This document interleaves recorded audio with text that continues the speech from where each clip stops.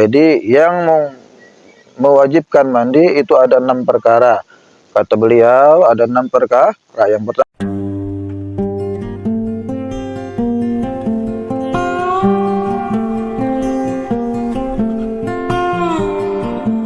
Bismillahirrahmanirrahim. Assalamualaikum warahmatullahi wabarakatuh.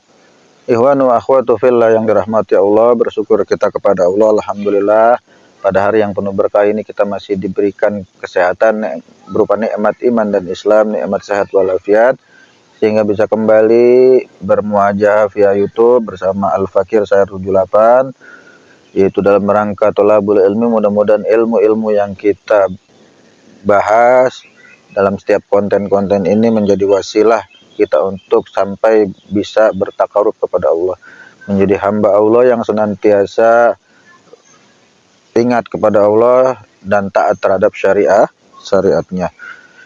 Salawat dan salam tidak lupa kita panjatkan pada junjungan kita Nabi besar Muhammad SAW, yang tentunya kita harapkan syafaatul uzmahnya nanti di yaumil akhir. Iwan wa ahwatu fillah yang dirahmati Allah, kita sudah berapa lama ya, beberapa pekan kosong ba'da Syawal, ba'da Idul Fitri untuk membuat konten karena berbagai hal dan kesibukan masing-masing tim, jadi belum bisa membuat konten. Alhamdulillah pada hari ini kita akan coba kembali menyapa subscriber dan penonton setia Sayar 78 untuk mengajak belajar mengkaji diri, membahas tema-tema yang memang diperlukan oleh kita untuk kita amalkan dalam kehidupan sehari-hari.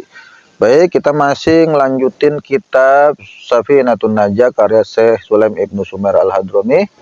Tentunya kita hadiahkan Fatihah untuk beliau, ulama yang cukup berjasa dalam membahas terkait masalah fikih ibadah yang tentu kita butuhkan dalam kehidupan sehari-hari, dari wudhu, sholat, sampai mandi janabah, dan hal-hal lain yang terkait dengan ibadah yang sifatnya pribadi atau yang disebut oleh ulama fikih dengan ibadah mahdoh.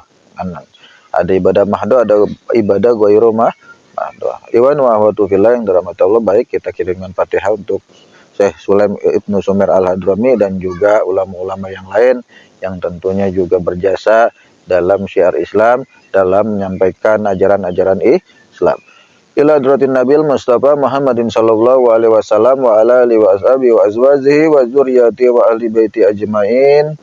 Wa summa ila Sayyiduna Jibril alaihi salam wa summa ila Sayyiduna Khidir alaihi salam wa summa ila Ahmad Saibul Fatajul Arifin Pangarsaba 6 Surya Laya Tasik Malaya wa summa ila Abdullah Mubarak Ibnu Nur Muhammad radhiyallahu an abasabu wa summa ila Abdullah Haqno Mamanuh Gendor radhiyallahu an wa summa ila arwai wali sama radhiyallahu anhum wa summa ila Habib Munjir Ibnu Fuad al-Musawa al-Maghfurullah majelis Rasulullah wa summa ila Habib Hasan bin Ja'far bin Umar As-Segab majelis Nurul Mustafa wa summa ila Habaib radhiyallahu anhum wa summa ila Habib Sumer Abdi Habib Sulaim Ibnu Sumer Al-Hadrami Syai'ulillahi laumul Fatihah. A'udzu billahi minasyaitonir rajim. Bismillahirrahmanirrahim. Alhamdulillahirabbil alamin arrahmanirrahim maliki yaumiddin. Iyyaka na'budu wa iyyaka nasta'in. Ihdinas siratal mustaqim siratal ladzina an'amta 'alaihim ghairil maghdubi 'alaihim waladdallin. Amin. Baik, kita masih melanjutkan bahasan-bahasan sebelum Ramadan. Yang kemarin kita bahas selama Ramadan itu terkait dengan puasa. Sekarang kita kembali ke tema sebelum Ramadan, yaitu tentang mandi, tentang hal-hal yang mewajibkan kita mandi ya. Dikatakan oleh Syekh Sulaim Ibnu Sumer Al-Hadrami dalam kitab ini, faslun, pasal mujibatul ghusli sittatun. Jadi yang mewajibkan mandi itu ada 6 perkara. Kata beliau ada 6 perkara. Yang pertama, ilajul hasyafati fil farji, masuknya kuncup zakar ke dalam kemaluan wanita. Kuncup zakar itu yang kayak pici cetok aji, tau ya, pici itu palanya, itu namanya kuncup zakar ya. Hasyafah Kalau yang belum disunat biasanya ada kuncupnya, tapi kalau udah disunat kan kuncupnya itu kemudian hilangnya, atau bisa kita tarik sehingga pala dari zakar kita bertemu ya. Jangan ngeres ya, ini kita bahas fikih. Jadi kalau udah masuk kuncupnya maka wajib mandi. Baik kita berhubungan badan dengan istri kita atau yang bukan istri kita, baik itu selingkuh, berzina, main jablay, itu harus tetap mandi. Jangan menang-menang, gua udah dosa ngapain gue mandi, gak usah mandi sekalian lah. Zina tapi mau mandi janabah buat apa ya, itu ya. Tapi menurut sebagian ulama yang lain bahwa yang diwajibkan mandi janabah itu adalah pasangan suami istri yang sah, yang halal.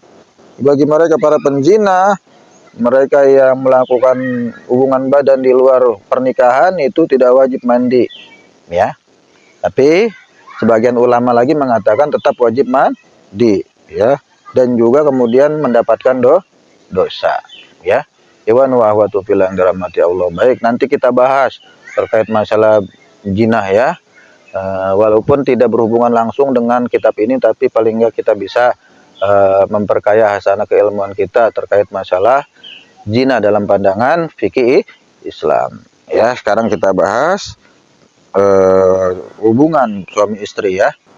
Jadi ada adab-adabnya juga ya, makanya Islam disebut agama yang apik, lengkap, dari yang perkara yang kecil sampai perkara negara itu diatur semua dalam Islam. Sehingga kita pun menjadi wajib, menjadi suatu keharusan untuk menuntut ilmu ya. Maka orang Islam kalau ketemu masalah apapun harus bertanya, membuat banyak pertanyaan. Ini hukumnya gimana? Hukum milik kepala negara yang tidak nerapin hukum Islam gimana?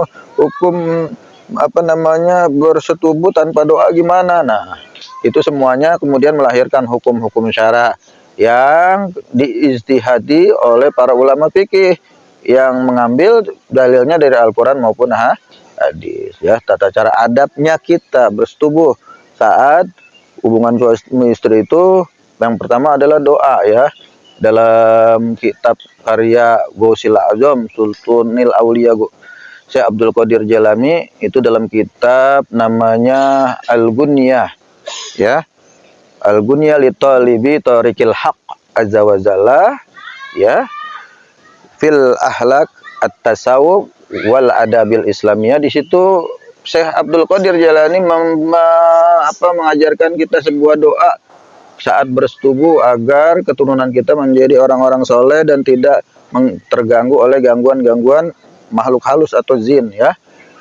Di situ dikatakan oleh beliau dalam kitab tersebut, kita dianjurkan berdoa, Allahumma jannibnis syaitana, ya Allah jauhkan aku dari syaitan, wa jannibis syaitana, dan jauhkan syaitan ma razaqtani, dan jauhkan setan dari bibit janin yang kau anugerahkan kepadaku. Nah, itu doa dahsyat tuh ya.